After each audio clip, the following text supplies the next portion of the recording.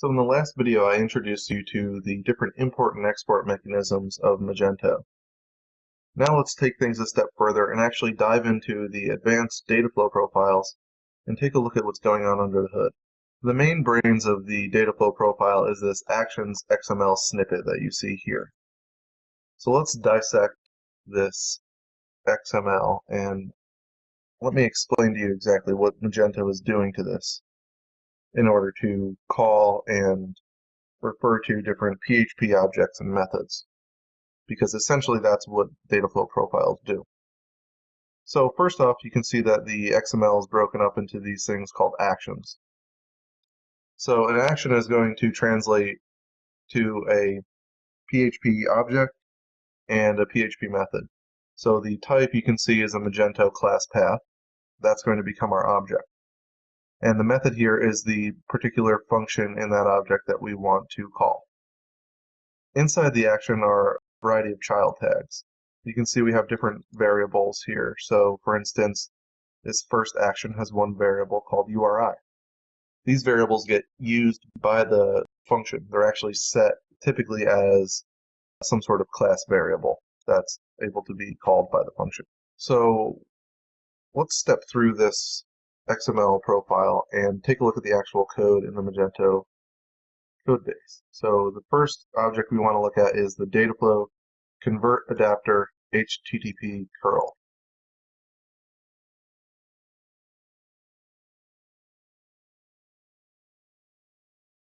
So here's our object, or our class rather, and we're going to be calling the load function.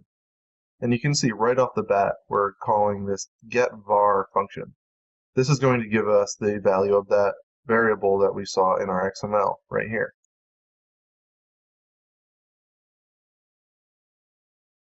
And this function is pretty simple. All it's doing is using a curl class to actually download the file at that URI that we provided. So what this action is going to do is provide the data for the rest of our data flow process. Alright, so the next action is a parser, the Dataflow convert parser CSV.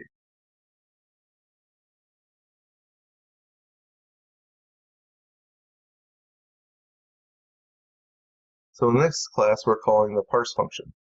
Here we've said to Magento, my method is going to be parsed, so that's what it calls. In the parse function, we can set different variables for the delimiter. So for instance, if this were a tab delimited file, we would be able to override that from the XML by adding a variable and putting a tab inside of it. Further on down the file, you can see that you can specify a variable called an adapter. And the adapter is what's going to be used to actually save the data into the Magento database. So the rest of this function is just parsing field names and parsing row data and saving it into the database so that it can be used by what we set here as the adapter.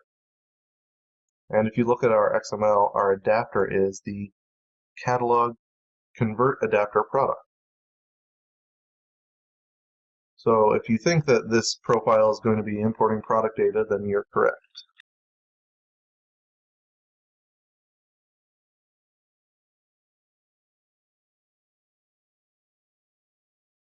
So let's jump back to our CSV parser real quick and let me show you the important thing to remember about adapters.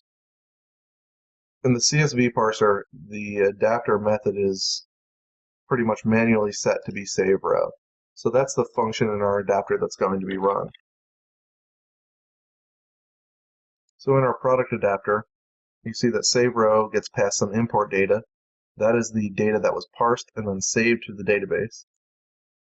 And in the save row function, it's essentially going to check for the store, check for the SKU, check for all these different required fields, and then perform all the necessary logic to get this product properly into the database.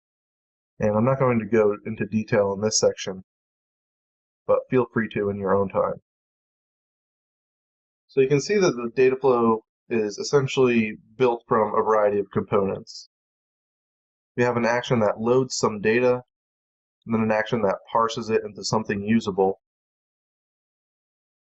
and that action passes off the data to an adapter.